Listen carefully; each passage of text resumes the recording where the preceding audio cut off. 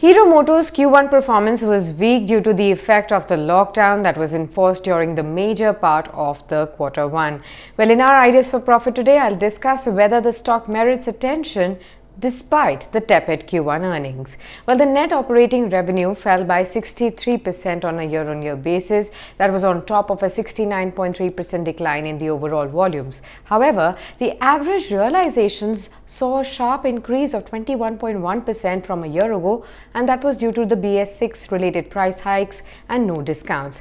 Now, EBITDA, if you talk about the earnings before interest, tax, depreciation and amortization, margins shrank by 992.4 basis points from a year ago, and that was primarily due to the negative operating leverage.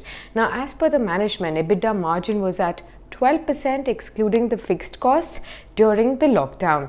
Now, there has been a V-shaped recovery in demand for two-wheelers, especially after the lockdown relaxations. Now, this has been led by people preferring personal transport as they really fear taking public transport at this point in time due to the perceived risk of getting infected. Now, since two-wheelers are relatively more affordable, they are seeing increased and significant pickup in demand as well. Further, the management has said that not all of the growth is really from just pent-up demand. Otherwise, by now it would have dried up. Now, it continues to see significant demand for its vehicles overall.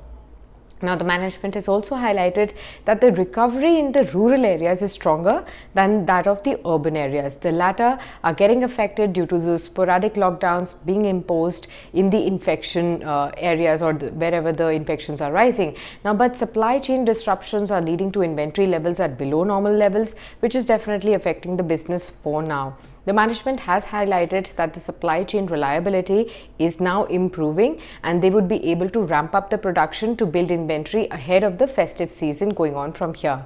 Now, Hero Moto continues to focus on the cost reduction part as well, and it has set a target to reduce its cost by say 100 basis points in a year. Now, as part of the company's strategy to really penetrate the growing premium motorcycle segment, the management has now begun reworking its product strategy as well for this segment. It recently also launched the Xtreme 200R, which has met with the encouraging response that the company has seen. The management has said that they would like to add a couple of or complete range of the premium motorcycles before focusing on growing their market share. Now, we believe that this segment could really lead to a re-rate of the stock and could be a key growth driver for the company also going forward. Now, though exports to emerging markets offer a significant opportunity, since HMCL is a late entrant, it definitely finds it difficult to compete with the incumbents such as Bajaj Auto here. Now, despite a 90% run-up in the stock price from the 52-week low levels that were seen, it continues to offer reasonable valuations of 15.1 times FY22 estimated earnings.